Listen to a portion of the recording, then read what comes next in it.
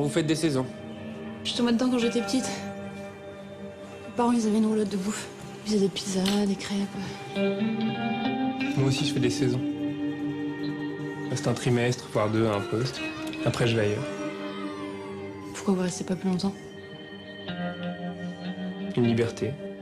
On montre quelqu'un qui a une vie comme ça, qui est instituteur, qui est jeune, qui est beau, qui a une bonne relation avec les enfants. Et pourtant, on voit qu'à côté de ça, c'est quelqu'un qui ne veut pas rester dans la même place, qui est suppléant, qui tient cette place de suppléant.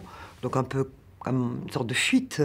Ne pas avoir de lien, ne pas rester assez longtemps pour avoir des liens, et dans une solitude qu'on n'a pas quand on est si jeune.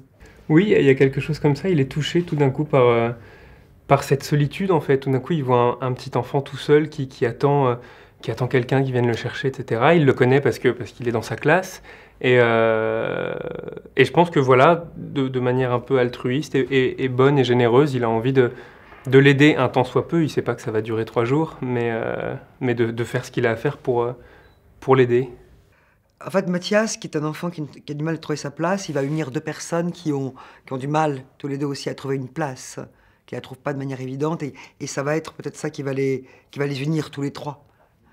Non, Louise, on la connaissait beaucoup pour son éclat physique, et là, dans le rôle, il fallait qu'elle soit différente, et qu'il y ait autre chose. Elle est pleine de vitalité, elle est belle, et puis la scène d'après, elle est moins belle, elle est un peu perdue, et c'est ça qui donne à ce personnage quelque chose d'assez... ce qu'elle a rejoint dans le rôle, mais je pense qu'elle l'a rejoint, c'est pas par hasard.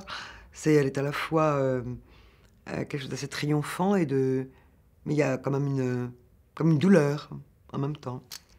Enfin, j'ai été très marquée par la manière de diriger de Nicole Garcia, qui, contrairement à tous les metteurs en scène que j'ai rencontrés, m'a dit tout de suite, en fait, que pour elle, la psychologie du personnage, etc.,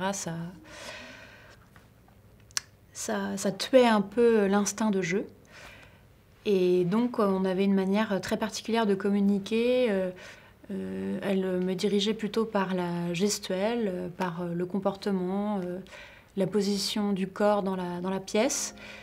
Et ça m'a beaucoup marquée, oui.